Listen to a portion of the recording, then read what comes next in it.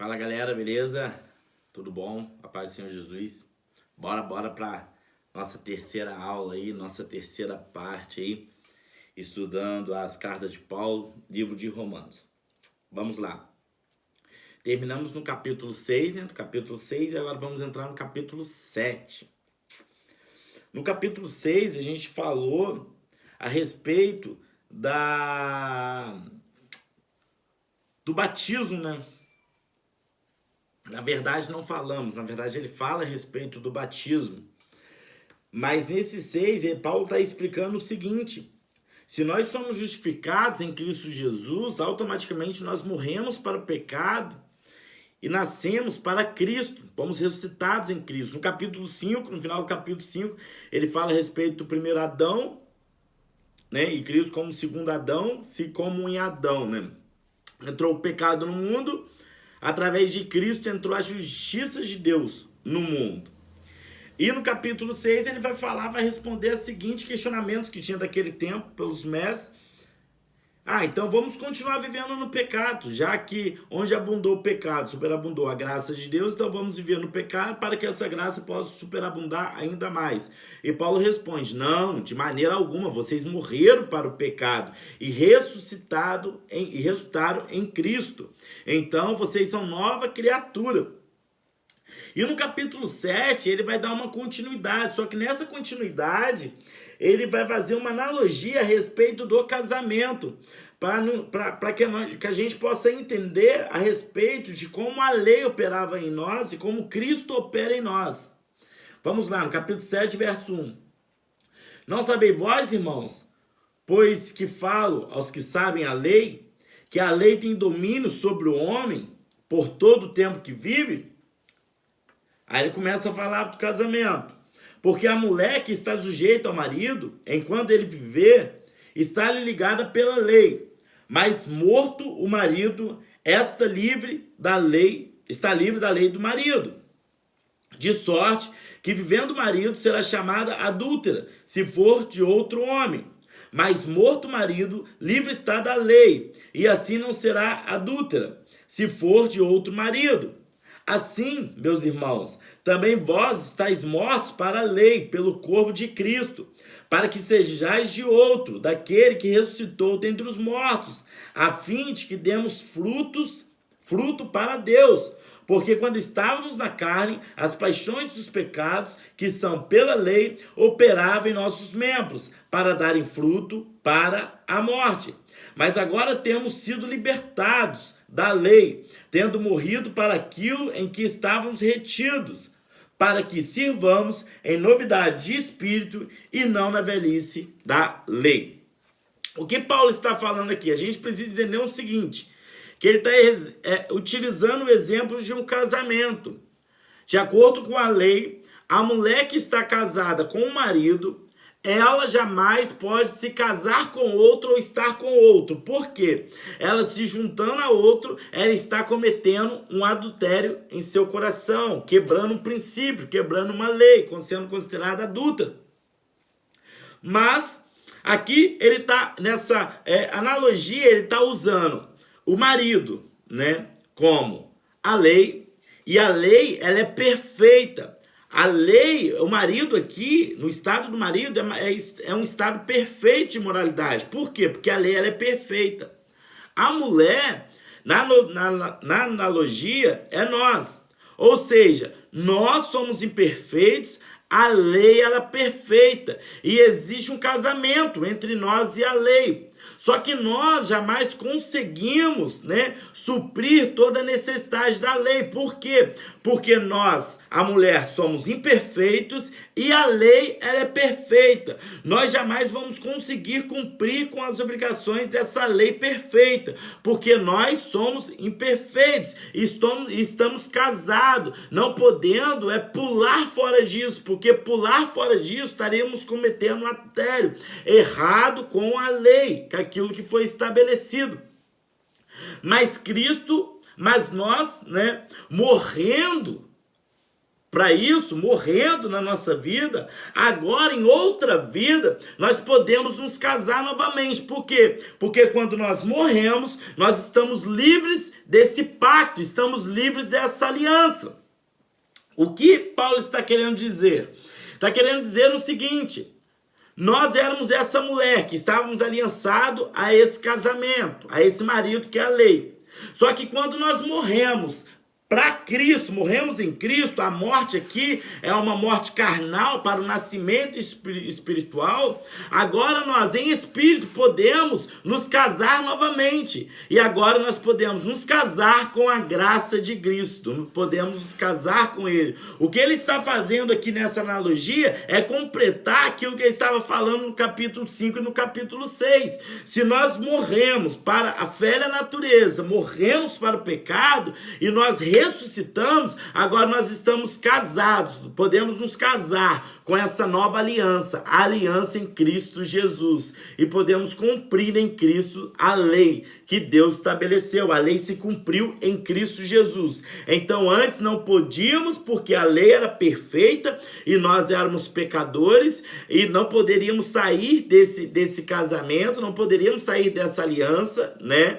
Como seres imperfeitos e uma lei perfeita, mas agora que morremos em Cristo, no batismo, morremos ali na água, sepultamos a nossa carne, sepultamos o velho Adão, nós ressurgimos, nós ressuscitamos com Cristo, nascemos novamente, só que agora nós não nascemos mais na carne, nós nascemos no Espírito, podendo agora cumprir aquilo que Cristo estabeleceu para nós, sendo justificado em Cristo Jesus. Você precisa entender que eu estou dando um paralelo aqui, né? Uma passagem muito rápida, né? No livro de Romanos, mas você precisa entender que ele é muito rico, por isso que você precisa estudar, precisa ler ele. Eu estou dando um entendimento aqui para você ler ele com o livro de Romanos, a carta aos Romanos, né? Com muita mais clareza. Mas você precisa estudar mais ele, precisa ler ele mesmo, mas com pano de fundo aqui você vai conseguir entender o que Paulo está falando. E dentro disso há várias doutrinas, vários ensinamentos dentro dele. Uma delas, vamos dar uma andada aí, em Romanos, por exemplo, capítulo 8, né? Paulo chega nesse capítulo agora mostrando que não há mais condenação para aqueles que estão em Cristo Jesus, né? Ou seja, ele vai trazendo esse entendimento e ele aqui define o seguinte: olha, aqueles que estão em Cristo, nova criatura é, e já não há mais condenação para aqueles que estão em Cristo Jesus. Ou seja, em Romanos capítulo 3 ao verso 20, ali fala que todos estão debaixo da ira, todos são condenados. Do capítulo 3, verso 20 em diante, vai mostrar que nós somos justificados por obras? Não, em Cristo Jesus, pela fé. Nós somos justificados pela fé e nós nos tornamos justos nele, né? Em Cristo Jesus, ele nos justificou, nos dando uma nova vida. Nós morremos para a carne através da justificação pelo ato de Cristo e nascemos em Cristo Jesus, ressuscitamos em Cristo Jesus, morremos para a carne e nascemos em Espírito. Então agora já não há mais condenação alguma para aqueles que estão em Cristo Jesus. Nós somos novas criaturas, morremos na carne e nascemos em Espírito. E o interessante é que no verso 14, capítulo 8, verso 14, vai falar a respeito de uma outra doutrina. Entenda o seguinte: antes nós estávamos condenados pelo pecado. Havia uma condenação sobre nós. E Cristo veio e pagou o preço pela nossa condenação. Pagou o preço pelo nosso pecado e nos tornou justos. Só que perante um tribunal, né? Vocês entendam uma coisa, a figura novamente de um tribunal. Existe um Deus, esse Deus está irado e ele lança uma condenação, lança sentença sobre nós. Vocês pecaram, estão desconstituídos da glória de Deus. E o salário desse pecado é a morte, né? Uma morte espiritual, uma separação entre o homem e Deus, condenação da feita. A morte é o nosso castigo. Jesus vem, se coloca no nosso lugar, te condenado e paga o preço pela nossa condenação. Agora, nesse tribunal, antes nós éramos considerados condenados, agora nós nos levantamos desse tribunal como justos, né? Através de Cristo Jesus. Só que o mais interessante que nós não saímos desse tribunal apenas como justos mais, mas nós saímos desse tribunal com algo a mais, como filhos. Como assim, Josiel? Além de Cristo, através do sacrifício de Cristo, ter nos tornado justos, ele nos tornou filho por adoção. Ele decidiu, além de pagar o preço pelos nossos pecados, ele decidiu pela tua pelo teu grandioso amor, por uma graça imerecida, por um amor imerecido, ele decidiu não somente nos tornar justos, mas agora nos adotar como filho. Olha o que fala em Romanos capítulo 8, verso 14. Aqui é a doutrina da adoção. Porque todos os que são guiados pelo Espírito de Deus, esses são filhos de Deus. Porque não recebeste o espírito da escravidão, para outra vez estares em temor, mas recebeste o espírito de adoção de filho, pelo qual clamamos Abba, Pai. O próprio Espírito testifica o nosso espírito que somos filhos de Deus. E se somos filhos de Deus, somos logo herdeiros também, verdadeiramente herdeiros de Deus e co-herdeiros de Cristo. Se é certo que com ele padecemos, para que também com ele sejamos glorificados. Uau! Essa é a doutrina da adoção. Nós saímos desse tribunal agora justificados, e não somente justificados, mas agora nós saímos como filhos de Deus, através de Cristo Jesus. Deus, nós antes éramos criação de Deus, criaturas de Deus, mas através de Cristo Jesus, Ele nos adotou, nos trazendo como filho de adoção, e nós podemos clamar, Abba, Pai, porque existe um Pai, existe um Deus que está sobre nós, que nos adotou nesse propósito de justificação, e nós agora somos herdeiros de Deus. Nós somos co-herdeiros de Cristo, ou seja, a promessa que estava sobre a vida de Cristo, agora também está sobre nós, que há uma morada celestial, que há uma vida eterna, que há algo que Deus separou para mim e para você, porque somos filhos por adoção, filhos pela justificação em Cristo Jesus. Nós somos adotados por Ele. E ele encerra essa parte aqui, né, com algo muito interessante, né, e que entra outra doutrina. Em Romanos capítulo 8, verso 29, vai dizer o seguinte: porque o que dantes conheceu, também os predestinou, para serem conforme a imagem de seu Filho, a fim de que ele seja o primogênito entre muitos irmãos. E aos que predestinou, capítulo 8, verso 30. E aos que predestinou, a esses também chamou.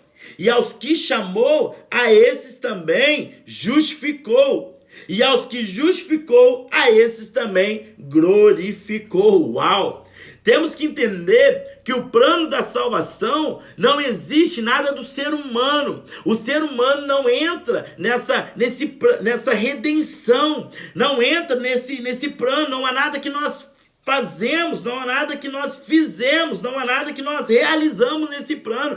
Esse plano é exclusivamente de Deus. Deus, ele organizou, Cristo executou, e o Espírito Santo de Deus selou, operou em nós esse plano da justificação. Por quê? Primeiro, verso 30.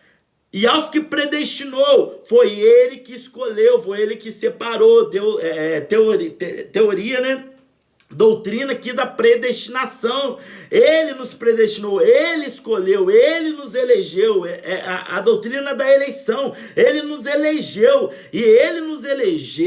e também nos chamou. Ou seja, é ele que elege, é ele que escolhe, É ele que predestina, é ele que chama, né? Chama através do teu evangelho, chama através da tua palavra, através de pregação, através de louvores, através da graça irresistível dele. Ele nos chama, ele nos atraiu para esse evangelho, ele nos trouxe para esse evangelho e ele nos trazendo, ele também nos justificou. O ato da justificação foi de Cristo Jesus, não por merecimento, mas pela graça, pelo amor, pelo poder, pelo Espírito Santo, pela bondade, pelos seus atributos, né, que existem nele. E aos que justificou, a esses também glorificou. Ou seja, ele predestinou, ele que chamou, ele que justificou e ele que glorificou. Nós somos predestinados por ele, chamados por ele, justificados por ele e glorificados por ele. É o plano perfeito de Deus, ele é soberano, é ele que é o centro, é ele que está acima de todas as coisas. É esse o nosso Deus. E ele continua, né, o capítulo 8, fazendo 5 perguntas retóricas. Vamos lá, vou ler aqui mesmo. Ele começa a perguntar: que diremos, pois, a essas coisas? Se Deus é por nós, quem será contra nós? Aquele que nem mesmo poupou o seu filho, seu próprio filho, antes o entregou por todos nós, como nos não dará também com ele todas as coisas? A teoria da predestinação, nós somos co-herdeiros. Perdão, a teoria da adoção, nós somos co-herdeiros de Deus, de Cristo, né? Herdeiros de Deus. Quem tentará acusação contra os escolhidos de Deus? É Deus quem justifica, não tem como ninguém colocar condenação sobre você, uma vez que Cristo te justificou, Deus nos justificou. Ninguém pode acusar os escolhidos de Deus, os eleitos de Deus, porque é Deus quem justifica, foi ele que se entregou por nós na cruz. Quem é que condena? Pois é Cristo quem morreu, ou antes, quem ressuscitou dentre os mortos, o qual está à direita de Deus e também intercede por nós. Quem nos separará do amor de Cristo? A tribulação? Ou a angústia? Ou a perseguição? Ou a fome? Ou a nudez? Ou o perigo? Ou a espada? Quem poderá nos separar do amor de Deus? Ou seja, se Deus é por nós, quem será contra nós? Aquele mesmo que não poupou os filhos, ele não nos dará também todas as coisas com Cristo Jesus? Quem tentará acusações contra os escolhidos de Deus? Porque é Deus quem justifica. Quem é que condena? Pois ninguém pode condenar, porque foi Cristo que se entregou por nós. Ele que ressuscitou dos mortos, e é ele que está à direita de Deus intercedendo por nós.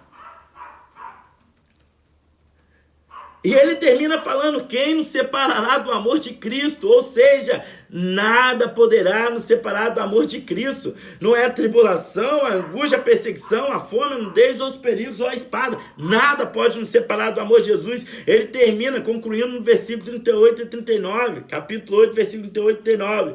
Porque estou certo de que nem a morte, nem a vida, nem os anjos, nem os principados, nem a potestades, nem o presente, nem o porvir, nem a altura, nem a profundidade, nem alguma criatura nos poderá separar do amor de Deus que está em Cristo Jesus, nosso Senhor. Ou seja, que entra uma outra doutrina. Uma vez salvo, salvo para sempre. Por quê? Porque uma vez que Cristo te toma, ele te escolhe, ele te separa, nada pode separar você do amor de Deus. Nada. Não há morte, não há vida, não há anjos, não há principados, não há potestades, não há presente, não há o que há por vir, nem altura, nem profundidade, nem alguma coisa ou alguma criatura poderá separar nós do amor de Cristo Jesus. É ele que nos justifica, é ele que nos santifica, é ele que nos salva, é ele que nos escolheu, é ele que nos separou. É Cristo Jesus, meu irmão. Somos adotados por ele, justificados por ele, santificados por ele. Esse é o nosso Deus. No capítulo 9, 10 e 11, Paulo vai falar sobre Israel.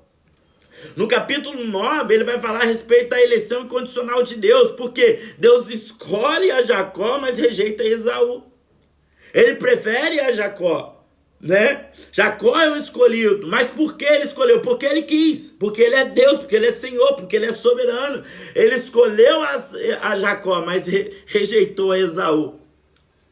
No capítulo 10 mostra o presente de Israel, né? Que aquele povo ali, eles são um povo rebelde por Deus e estão sofrendo sofreram a penalidade de acordo com a desobediência, de acordo com a rebeldia que ele estava contra Deus. E no capítulo 11, ele fala a respeito do futuro de Israel, o propósito que Deus tem para cumprir na vida do povo de Israel, e ele dá continuidade falando que o povo de Deus, o Israel de Deus, não é aqueles nascidos na carne, não é aqueles que são descendentes de Abraão pelo sangue, mas são aqueles que são descendentes de Abraão pela fé, porque Abraão, ele foi justificado, né, no capítulo 2, se eu não me engano, no finalzinho do capítulo 2 ali, no capítulo 2 vai estar falando, que no capítulo 4, deixa eu ver isso mesmo, só para ficar bem mais claro para vocês. No capítulo 4, que Abraão foi justificado, foi pela fé e não pelas obras. Então, os que são Israel de Deus, separado de Deus, os que são descendentes, o povo separado, escolhido de Deus, não são aqueles que são pelo sangue, não são circuncidados, não. O que faz aliança com Abraão é a fé de Abraão, porque Abraão foi justificado pela fé e não por obras. Entende? Então aqui a gente encerra no capítulo 11, né, que está aqui falando isso, para que depois nós possamos entrar do capítulo 2 em diante e tá terminando essa carta aos Romanos. Lembre-se, qualquer dúvida, algumas pessoas já mandaram questionamentos para mim, dúvidas, na sexta-feira eu vou estar respondendo essas perguntas, né, porque pode ser dúvidas de outros também. Mas não esqueça de mandar suas dúvidas, não esqueça de estudar, não esqueça de ler. Cara, Romanos é muito conteúdo e muito amplo, todo o livro de Romanos. Então você tem que ler, tem que estudar junto com a gente aí. Com essa aula aqui você vai conseguir ter um parâmetro legal, né, da carta aos Romanos. Mas você tem que ler, qualquer dúvida aí, qualquer questionamento, estou aqui para ajudar e aprender junto com vocês, amém? Deus abençoe a vida de vocês. Até amanhã na nossa próxima aula. Valeu!